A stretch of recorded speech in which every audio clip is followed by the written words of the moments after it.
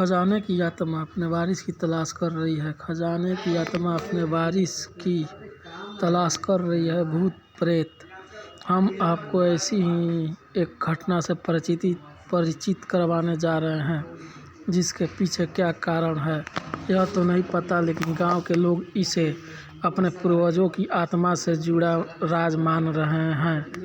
गोरखपुर उत्तर प्रदेश के पास एक छोटा सा गांव है।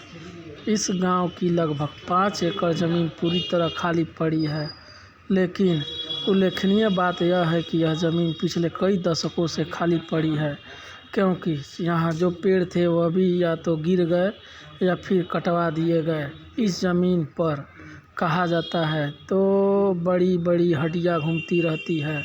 2 हड्डियाँ जिनका मुंह एक दूसरे से जुड़ा हुआ है और वह इस जुड़े हुए मुंह के साथ पूरी ज़मीन का चक्कर लगाती है। जो भी उन हड्डियों को पकड़ने की कोशिश करता है उसे असफलता ही हाथ लगती है। वह किसी के हाथ नहीं आती और कहाँ छिप जाती है कोई नहीं जानता। अब आप सोच रहे होंगे कि या तो यह कहानी मनगढ़ंत है या तो इसके पीछे कोई गहरा राज है। जी हाँ, इन हड्डियों के वहाँ विचरण करने के पीछे एक गहरा राज है और गांव वालों के अनुसार वह राज है धन दौलत।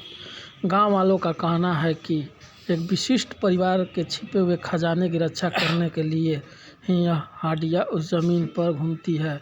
ऐसी मान्यता है कि अगर कोई वस्तु एक लंबे समय तक ज़मीन में गड़ी रहती है तो उसमें जान आ जाती है, और ऐसा ही कुछ हुआ इन हड्डियों के साथ। पहले के ज़माने में जब ना तो बैंक हुआ करते थे और ना ही कोई लॉकर, तो परिवार के लोग अपनी धन दौलत को ज़मीन में गाड़ देते थे।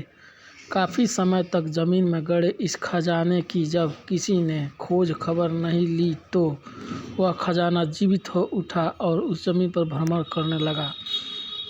अब आप यह सोच रहे होंगे कि इतना बड़ा खजाना होने के बावजूद क्या किसी ने उन हड्डियों को पकड़ा की कोशिश नहीं की। तो इस सवाल का जवाब हम आपको देते हैं कि कोशिश तो की, लेकिन वह हड्डियाँ किसी के हाथ आने के लिए तैयार नहीं है। कहते हैं इन हड्डियों में उस परिवार की पूर्वजों की आत्मा है और वह जिसे अपने उत्तराधिकारी के रूप में स्वीकार करेंगे उसे ही वह खजाना सौंपेंगे। और अगर किसी ने जबरन उन हड्डियों को पकड़ने की कोशिश की तो इससे जान का खतरा भी हो सकता है। अभी तक उस परिवार की सभी पीढ़ियाँ इस खजाने को पाने के लिए हड्डियाँ को काबू में करने की कोशिश कर चुकी है, लेकिन किसी को सफलता हासिल नहीं हुई है।